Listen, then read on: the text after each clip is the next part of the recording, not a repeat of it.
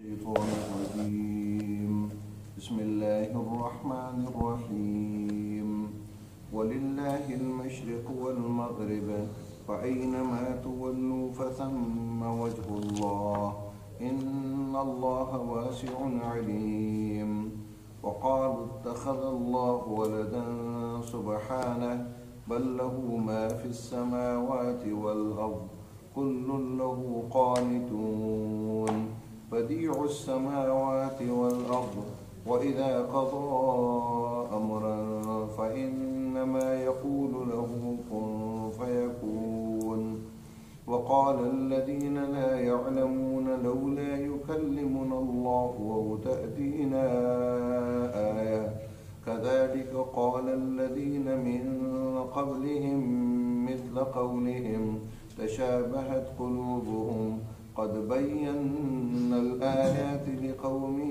يوقنون إنا أرسلناك بالحق بشيرا ونذيرا ولا تسأل عن أصحاب الجحيم صدق الله العظيم رب اشرح لي صدري ويسر لي أمري واحلل عقدة من لساني يفقهوا قولي وَلِلَّهِ الْمَشْرِقِ اور اللہ ہی کے لیے مشرق ہے والمغرب اور مغرب فَأَيْنَمَا پس جس طرف تولو تم رخ کرو گے فَثَمَّ تو وہاں وجہ اللہ اللہ کی ذات ہوگی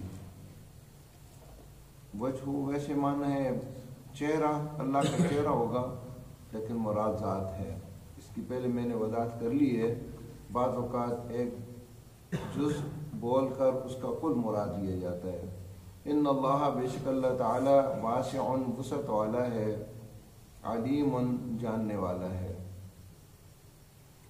وقالو اور انہوں نے کہا اتخذ اللہ بنائی ہے اللہ نے ولدا اولاد سبحانہ پاک ہے وہ اس سے بلکہ اسی کے لیے ہے ما جو کچھ فی السماوات آسمانوں میں ہے والارض اور زمین میں کلن سب لہو اسی کے لیے اسی کی قانتون اطاعت کرنے والے ہیں بدیع موجد ہے السماوات آسمانوں کا والارض اور زمین کا وَإِذَا قَضَى اور جب وہ فیصلہ کرتا ہے امراً کسی کام کا فَإِنَّمَا تو محض یقول وہ کہتا ہے لہو اس کے لیے کن ہو جا فیکون تو وہ ہو جاتا ہے وقال اور کہا الذین ان لوگوں نے لا يعلمون جو نہیں جانتے لولا کیوں نہیں یکلمنا ہم سے کلام کرتا ہم سے بات کرتا اللہ تعالی او تأتینا یا نہیں لاتا ہمارے پاس آیت کوئی نشانی کذالک اسی طرح قال کہا الذین ان لوگوں نے جو من قبل من سے پہلے تھے مثل قولہم ان کی بات کی طرح تشابہت ایک جیسے ہو گئے قلوبوں میں ان کے دل قد یقیناً بینا ہم نے بیان کی ہیں الآیات نشانیاں لقوم ان لوگوں کے لیے یوقنون جو یقین رکھتے ہیں انا بے شک ہم نے ارسلناکا بھیجا تجھے بالحق حق کے ساتھ بشیرا و نذیرا خوشخبری دینے والا اور ڈرانے والا بنا کر ولا تسأل اور تجھ سے نہیں پوچھا جائے گا عن اصحاب الجحیم دوزخ والوں کے بارے میں جحیم دوزخ اصحاب والے ان کا مرد کے بارے میں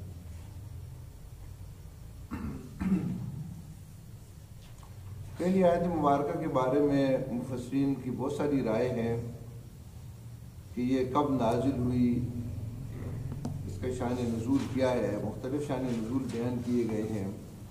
ایک مشہور روایت ہے کہ حضرت عبداللہ ابن عمر رضی اللہ تعالیٰ عنہ اس کے راوی ہیں، عبداللہ ابن عمر رضی اللہ تعالیٰ عنہما، باپ بھی اگر صحابی ہو اور بیٹا بھی صحابی ہو تو اس کے لیے پھر رضی اللہ عنہما کہا جاتا ہے، اور اگر مرد ایک نام ہو صحابی کا تو رضی اللہ عنہ ہو، اور عورت اگر ہو تو رضی اللہ عنہا۔ کہتے ہیں کہ نبی اکرم صلی اللہ علیہ وسلم سواری پر ہوتے تھے، مکہ سے مدینہ کی طرف آتے ہوئے آپ سواری پر نفل نماز ادا کرتے تھے، تو یہ آیت مبارکہ نازل ہوئی۔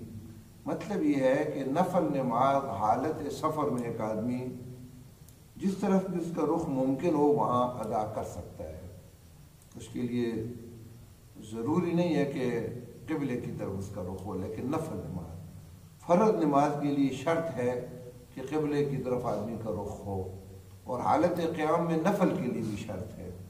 اگر آپ یہاں پڑھیں گے تو نفل نماز بھی قبلے کے بغیر آپ نہیں پڑھ سکتے۔ سواری کے اوپر نفل نماز ادا ہو سکتی ہے، اب بھی فرض نماز سواری پر نہیں ہو سکتی۔ اس صورت میں ہو سکتی ہے کہ جب حالت خوف ہو، جنگ ہو، یا کوئی ایسی مجبوری ہو کہ جس میں ممکن نہ ہو سواری سے اترنا، مثلا جہاز اوپر اڑ رہا ہے تو وہاں تو پھر جہاز کے اندر ہی نماز پڑھنی ہوگی۔ بعض کہتے ہیں کہ جب نبی صلی اللہ علیہ وسلم مکہ کے اندر تھے تو اس وقت قبلہ بیت اللہ ہی تھا، لیکن ہجرت کر کے جب مدینہ میں آئے تو بیت اللہ کی بجائے بیت المقدس کو قبلہ قرار دیا گیا۔ اب بیت المقدس مدینہ کے بالکل شمال کی طرف تھا اور بیت اللہ جنوب کی طرف تھا، تو مسلمانوں کو اس بات کا اشتیاق تھا کہ کاش بیت اللہ قبلہ ہو جائے، کیونکہ ہمارے آباء و اجداد کی یہ قبلہ ہے۔ اس پر یہ آیت نازل ہوئی کہ مشرق و مغرب ہر چیز اللہ کے لیے، جس طرف تم رخ کرتے ہو تو وہاں اللہ تعالیٰ کی ذات موجود ہے، وہ کسی سمت کے اندر مقید نہیں ہے۔ سب سے خوبصورت بات یہ ہے کہ ابھی یہاں سے اب موضوع تبدیل ہو رہا ہے، آہستہ آہستہ اگلی رکوع سے تبدیل ہو جائے گا۔ تو تحویل قبلے کی تبدیلی کی طرف یہ ایک تمہید ہے۔ چونکہ بنی اسرائیل پر ان کی جو حالات ماضی تھا، ان کا جو حال تھا، اور ان کی جو پوری سرکشیاں تھیں، ان کی نالائکیاں تھیں، وہ اللہ نے بیان کر دی ہیں۔ اب اللہ تعالیٰ امامت کی، دنیا کی رہنمائی کا جو عہدہ تھا، ذمہ داری تھی، ان سے لے کر نئی وجود میں آنے والی امت مسلمہ کو دے رہا ہے۔ اور بنی اسرائیل کا قبلہ بیت المقدس تھا، تو اب قبلے کی تبدیلی بھی ہوگی تاکہ نئی امت کا اپنا قبلہ ہو، جو اس کے اپنے باپ حضرت ابراہیم علیہ السلام اور اسماعیل علیہ السلام کا قبلہ تھا۔ یہ قبلہ کی تبدیلی محض ایک حکم ہی نہیں تھا، بلکہ امامت کی تبدیلی کی طرف یہ اشارہ تھا کہ اب امامت تبدیل ہو رہی ہے۔ تو اس لیے اللہ تعالیٰ نے تمہید کے طور پر یہ بات کی، تفصیلی بات سورہ یہ دوسرا پارہ جب شروع ہوگا نا تو اس میں ساری تفصیل اس کی تفصیل آ رہی ہے۔ تو یہاں صرف اتنا کہا کہ کسی رخ کی طرف نماز پڑھنا، اس کا مطلب یہ نہیں ہوتا کہ اللہ رب العزت کی ذات اس طرف ہے اور دوسری طرف نہیں۔ یہ تو میں اہل ایمان کو آپس میں اتحاد، ان کے اجتماع کے لیے اور یکسو کرنے کے لیے ایک سمت اور ایک جہت مقرر کر لی جاتی ہے نماز کے لیے۔ اب اگر ہم مغرب کی طرف، قبلے کی طرف رخ کرتے ہیں، اس کا مطلب یہ نہیں ہے کہ اللہ اس طرف ہم رخ کریں گے تو اللہ تعالیٰ کی وہاں ذات ہے اور ادھر کریں گے تو نہیں ہے۔ اللہ تو ہر طرح ہے، ہر طرف ہے۔ اللہ کسی سمت کے اندر مقید نہیں ہے، اس کے بارے میں ہم اس طرح نہیں سوچ سکتے۔ اللہ کے احکامات میں سے ایک حکم ہے کہ شری لنکا میں اگر کوئی نماز پڑھ رہا تو وہ بھی قبلے کی طرف رخ ہو، امریکہ میں ہو تو وہ بھی قبلے کی طرف رخ ہو، تمام اہل ایمان کا رخ ایک کی طرف ہو کہ یہ امت واحدہ ہے، امت متحدہ ہے۔ یہ اس کے لیے اللہ تعالیٰ نے قبلہ مقرر کیا ہے۔ یہ غلط فہمی دور کر دی کہ یہ کوئی اعتراض کی بات نہیں ہے کہ پہلے تم اس طرف رخ کرتے تھے اور اب تبدیل کر لیا تو کیا تمہارا اللہ تبدیل ہو گیا؟ تو جواب تمہید کے طور پر یہ آیت نازل کی اور کہا کہ مشرق اور مغرب اللہ ہی کے لیے. یہ بطور مثال دو سمت کا ذکر کیا. مطلب یہ مشرق اور مغرب، شمال اور جنوب، چاروں سمتیں جو ہیں وہ اللہ ہی کے لیے ہیں. فَإِنَّمَا تُوَلُّوا فَثَمَّ وَجْهُ اللَّهِ، بس جس طرف تم رخ کرو گے تو وہاں اللہ کی ذات ہے. اس کا مطلب یہ ہے اللہ ہر طرف ہے. لیکن نماز میں چونکہ اللہ نے تمہیں حکم دیا ہے کہ قبلے کی طرف رخ کرو، تو یہ اللہ کا حکم ہے تمہاری اجتماعیت کو برقرار رکھنے کے لیے. ان اللہ، بے شک اللہ تعالیٰ واسع وسعت والا ہے، علیم جاننے والا ہے. اللہ کوئی تنگ دست، اس کا جو ہے نا کوئی کسی ذات میں سمٹا ہوا نہیں ہے، وسیع ہے اور علیم ہے. وقال اتخذ اللہ ولدا سبحانہ، اور انہوں نے کہا کہ اللہ تعالیٰ نے اولاد بنائی ہے، پاک ہے وہ اس سے. یہاں پھر اللہ رب العزت نے جس طرح کل کے درس میں پہلی آیت میں تینوں فرقوں یہودیوں، عیسائیوں اور مشرکین پر تنقید کی، یہاں پھر اللہ تعالیٰ نے ان پر یہ تنقید کی. یہ تینوں فرقے اپنے آپ کو جنت کا حقدار سمجھتے ہیں اور اپنے علاوہ کسی اور کو نہیں سمجھتے، اور ان کی صورت حال یہ ہے کہ اللہ تعالیٰ کے لیے بھی اولاد تجویز کرتے ہیں. عربی زبان میں بڑی وسعت ہے. ولد عربی کے اندر ایک بیٹا اس کو بھی کہتے ہیں، اگر بیٹی اس کو بھی کہتے ہیں، دو یا زیادہ ہوں اس کے لیے بھی لفظ استعمال ہوتا ہے. گویا ولد واحد، جمع، مذکر، مؤنث سب کے لیے آتا ہے. اور اللہ رب العزت کی اولاد کے بارے میں لوگوں میں مختلف عقائد رہے ہیں، تو اس ایک لفظ کے اندر سارے عقائد باطلہ آ جاتے ہیں. مثلا عیسائی کہتے تھے کہ حضرت عیسیٰ علیہ السلام اللہ کے بیٹے ہیں. یہودیوں میں سے ایک گروہ کہتا تھا حضرت عزیر علیہ السلام اللہ کے بیٹے ہیں. اور مشرکین عرب کہتے تھے کہ فرشتے اللہ کی بیٹیاں ہیں، تو بیٹیاں بھی ولد میں آتا ہے. تو کہا کہ انہوں نے جو ہے بالکل توحید کا بنیادی عقیدہ جو ہے، جس پر ساری انسان کے عقائد اور اعمال کی گویا بلڈنگ کھڑی ہوتی ہے، وہی ان کا غلط ہے. اور اولاد اللہ کے لیے یہ تجویز کرتے ہیں. سبحانہ، پاک ہے وہ اس سے. بل لہو ما فی السماوات والارض، بلکہ اسی کے لیے جو آسمانوں میں اور زمین میں. کل لہو قانتون، سب کے سب اسی کے اطاعت کرنے والے ہیں، اسی کی فرم برداری کرنے والے ہیں. اللہ رب العزت کا رشتہ اس کائنات کے اندر خالق کا ہے، مالک کا ہے، حاکم کا ہے، اولاد کا نہیں ہے. سب اس کی مطیع و فرما بردار ہیں. اللہ تعالیٰ کو کسی اولاد کی حاجت نہیں ہے. اولاد کی حاجت ہونا تو کسی محتاج مخلوق کے لیے ہوتا ہے، اور اللہ رب العزت تو خالق ہے پوری کائنات کا، اس کے لیے اس کو کسی اولاد کی ضرورت نہیں ہے. تمام کائنات اللہ تعالیٰ کی مطیع و فرما بردار ہے. دوسری جگہ ارشاد فرمائے بلو من اسلم فی السماوات والارض، آسمان و زمین میں جو کچھ ہیں وہ سب اللہ تعالیٰ کے مطیع و فرما بردار ہیں. جتنی کہکشائیں ہیں، بڑے بڑے ستارے اور سیارے، آدمی اگر اس جدید علم کے مطابق اس کائنات کے بارے میں سوچے تو انسان کی عقل ہی کام چھوڑ دیتی ہے کہ کتنی بڑی کائنات ہے. اور اللہ رب العزت کی ساری کائنات مطیع و فرما بردار ہے، سوائے جنات اور انسانوں کے، جن کی ایک بڑی اکثریت اللہ کی نافرمانی میں لگی ہوئی ہے. کیونکہ اللہ رب العزت نے ان کو کن کے ذریعے سے اپنا مطیع نہیں کیا، بلکہ انبیاء اور کتابیں بھیج کر اطاعت کا حکم دیا ہے.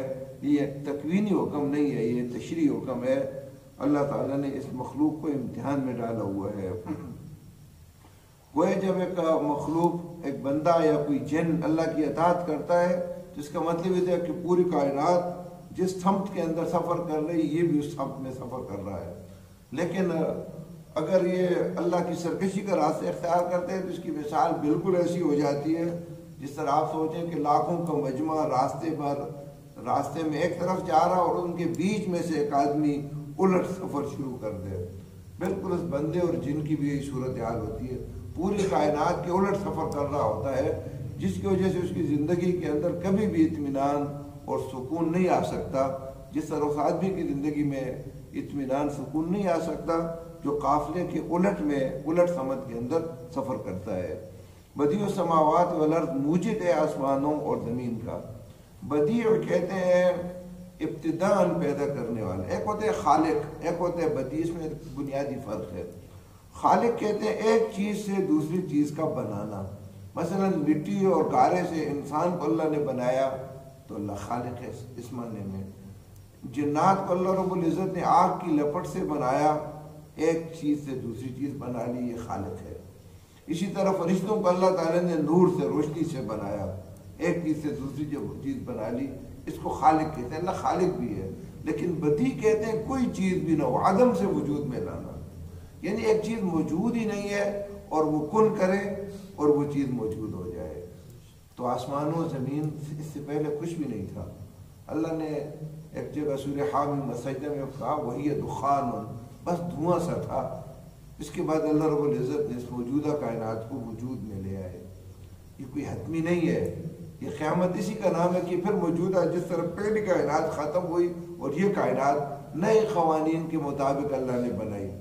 اس کے بعد اللہ رب العزت اس کائنات کو بالکل ختم کر دیں گے. یہ ستارے، سیارے، زمین و آسمان، ہر چیز تبدیل کر دی جائے گی اور جتنے مخلوق ہیں وہ بھی ساری مار دی جائے گی. آخر میں صرف اللہ رب العزت کی ذات باقی رہے گی. پھر اللہ رب العزت ایک نئی کائنات وجود میں لائے گا جس میں پھر جنت بھی ہوگی، دوزخ بھی ہوگی. انسان بھی جب اس کائنات میں پیدا ہوگا تو نئے قوانین کے مطابق پیدا ہوگا. اس کو نہ موت آئے گی، نہ اس پر جو ہے نا اگر جنتی ہوگا تو اس کو نہ کوئی بیماری آئے گی، نہ کوئی پریشانی آئے گی، اور نہ پھر انسان کو اللہ رب العزت جو سلطنت عطا کرے گا تو اس کے راستے میں پھر کوئی رکاوٹ بھی نہیں آئے گی. جس طرح دنیا میں نیکی کے کام میں ہر قدم پر رکاوٹیں، پھر انسان اس کائنات کے اندر جس طرح اللہ کن کے ذریعے سے کر رہا ہے نا، تو انسان اپنی اس محدود جو اس کو جنت دی جائے گی، جو علاقہ ہمارے ذہن میں تو جنت میں کھائے پیے گا نا، ایسی بات نہیں ہے. کھائے گا پیے گا، ساری نعمتیں ہوں گی، لیکن ایک بڑا منصوبہ ہوگا جو انسان اس کی تکمیل کے اندر اس کو کوئی تھکاوٹ بھی نہیں ہوگی، نہ کوئی ذہنی تکلیف ہوگی، بلکہ سرور ملے گا اور ارادوں کے ذریعے سے بڑے بڑے کام کرے گا. کوئی نئی کائنات وجود میں آئے گی. تو فرمایا کہ یہ اللہ کے لیے کوئی مشکل نہیں ہے، بس وہ کن کہتا ہے تو ہو جاتا ہے. یہ کن کا بھی مطلب یہ نہیں ہے کہ اللہ کن کہتا ہے. یہ بھی مفسرین کہتے ہیں کہ یہ سرعت سے کنایا ہے. سرعت کا مطلب یہ ہے کہ جلدی ایک کام کرنے کا جو ہے نا یہ ایک اسلوب ہے کہ اس سے بیان کیا جاتا ہے. اللہ کہتا ہے کن.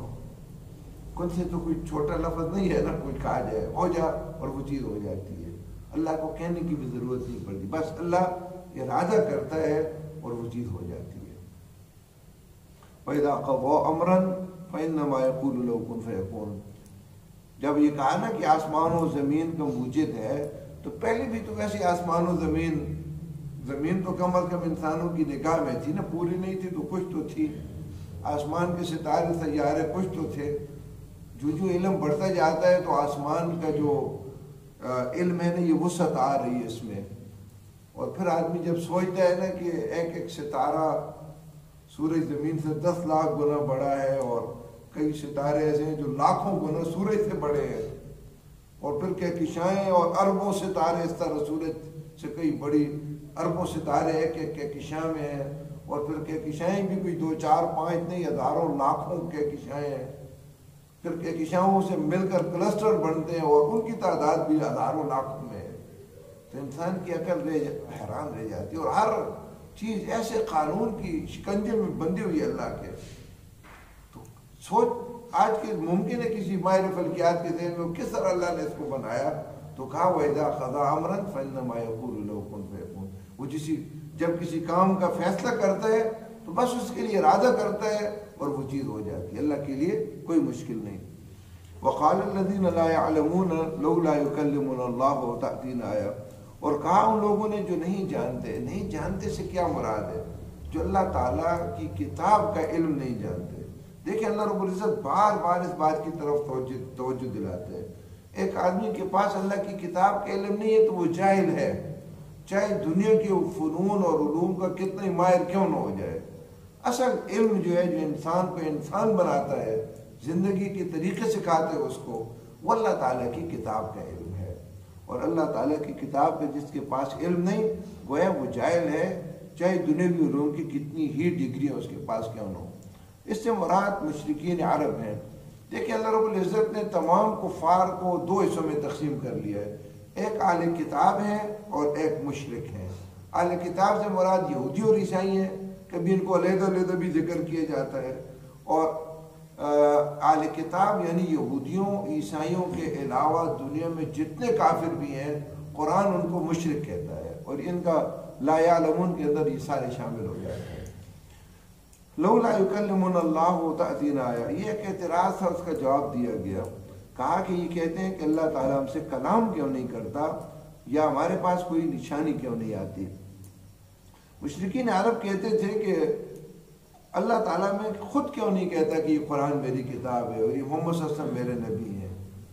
اور دوسری بات یہ کہ اگر چلیں اللہ ہم سے کلام نہیں کرتا تو نہ کرے، کوئی نشانی تو ہمارے پاس آ جائے جس سے یہ بات واضح ہو جائے کہ اللہ کی کتاب ہے اور محمد صلی اللہ علیہ وسلم اللہ کے رسول ہیں۔ نشانیاں تو بہت ساری تھیں، اگلی آیت میں ایک نشانی بیان بھی کی اور کہا کہ نشانیاں تو ہم نے بہت ساری بیان کی ہیں، خود کائنات قرآن جو کچھ کہہ رہا ہے اس میں ایک بہت بڑی نشانی ہے، لیکن ان کا مطلب یہ تھا کہ وہ جو فرمائش کر رہے ہیں وہ معجزے کیوں نہیں آتے۔ اچھا ان کی فرمائشیں کیا تھیں؟ سورہ بنی اسرائیل میں انشاءاللہ آپ پڑھیں گے، کہتے تھے کہ یہ مکہ ہموار کر دو، یہ سنگلاخ پہاڑ ہیں ان کو کھیتیاں بنا دو۔ کبھی کہتے کہ یہ جو صفا اور مروہ ہے نا اس کو سونے کا بنا دو۔ کبھی کہتے کہ اس مکہ کے اندر اپنے لیے ایک بہت بڑا باغ بنوا دو، اللہ سے کہو کہ تمہیں باغ بنا دے جس میں نہریں جاری ہوں۔ اور کبھی کہتے کہ آسمان ایک سیڑھی ہو اور تم آسمان پر چڑھ کر وہاں سے ایک کتاب لے آؤ۔ یہ ان کی فرمائشی معجزے تھے۔ اچھا اللہ تعالیٰ اگر یہ کرتا تو اس کے لیے کوئی مشکل نہیں تھا، لیکن سورہ بنی اسرائیل کے اندر ہی اللہ رب العزت نے قانون بیان کیا ہے، اگر اللہ تعالیٰ کسی قوم کے فرمائشی معجزے کو پورا کر لے اور پھر وہ انکار کرے تو ان پر پھر فور عذاب آ جاتا ہے، یہ اللہ کے قانون ہے۔ اور اللہ تعالیٰ لوگوں کو جلدی ختم نہیں کرنا چاہتی، اس کی مہربانی ہے، اس لیے فرمائشی معجزے اللہ تعالیٰ نہیں اتارتا۔ اور قرآن نے سورہ بنی اسرائیل میں یہ مثال بیان کی ہے۔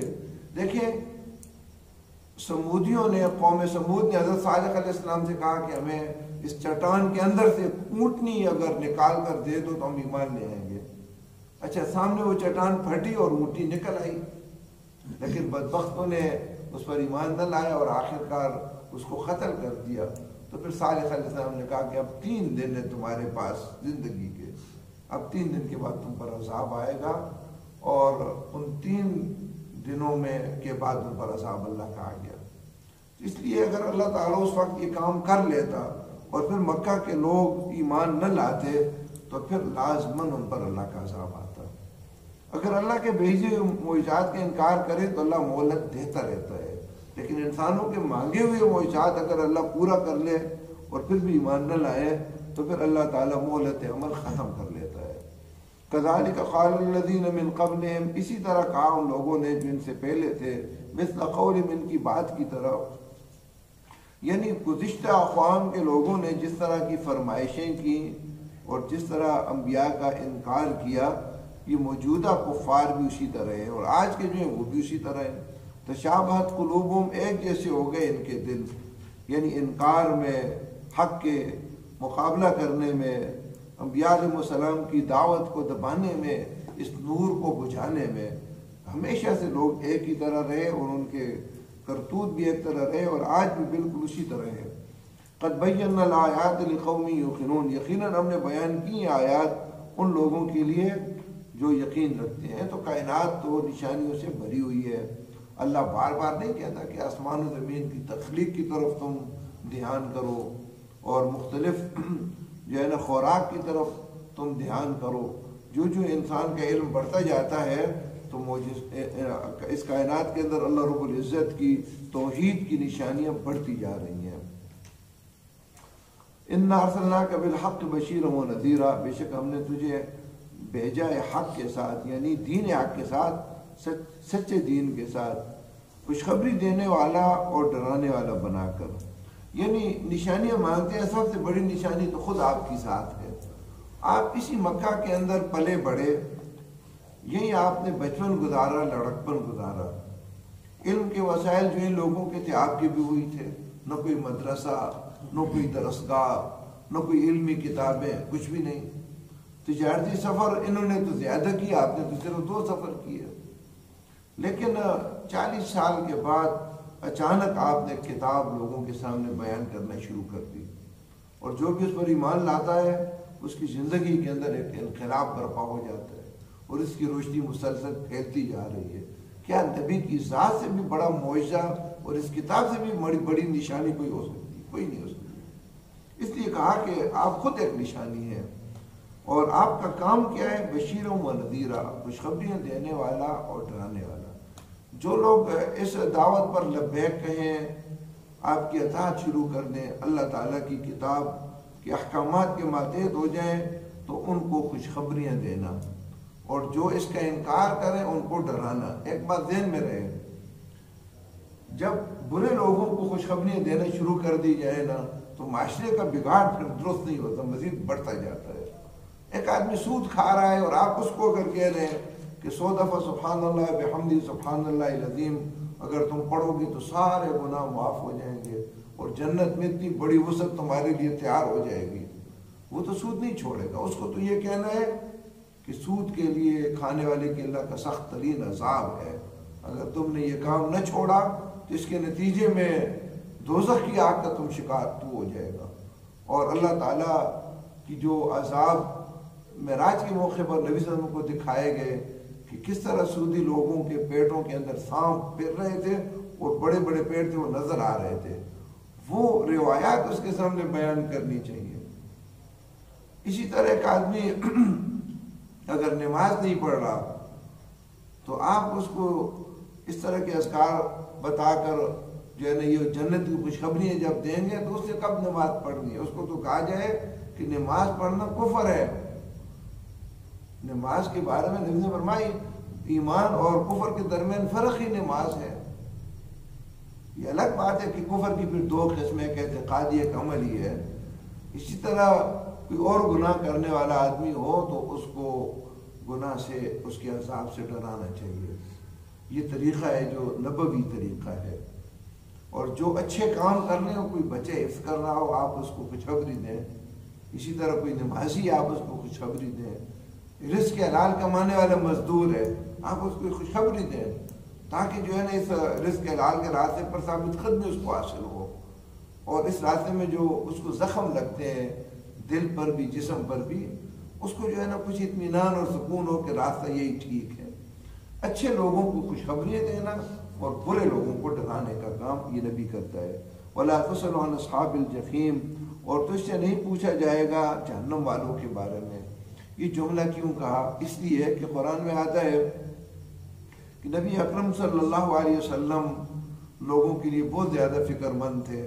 آپ نے خود ایک مثال بیان کی، فرمایا کہ میری مثال اس آدمی کی طرح ہے کہ جس نے آگ روشن کی اور اس آگ پر حشرات الارض، پتنگے کیڑے مکوڑے آ کر گر رہے ہیں اور وہ جل رہے ہیں، اور وہ آدمی ان کو بچانے کی کوشش کرتا ہے۔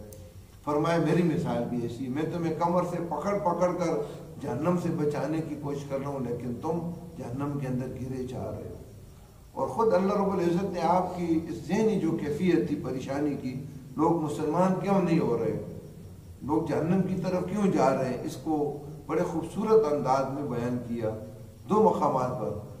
فَلَعَلَّكَ بَاخِعٌ نَفْسَكَ عَلَىٰ آثَارِهِمْ إِن لَّمْ يُؤْمِنُوا بِهَٰذَا الْحَدِيثِ أَسَفًا، فرمایا شاید آپ اپنے آپ کو اس غم کی وجہ سے ہلاک کر دیں کہ لوگ کیوں نہیں اس قرآن پر ایمان لاتے، اس غم کے اندر آپ گویا ہلاک کر رہے ہیں اپنے آپ کو۔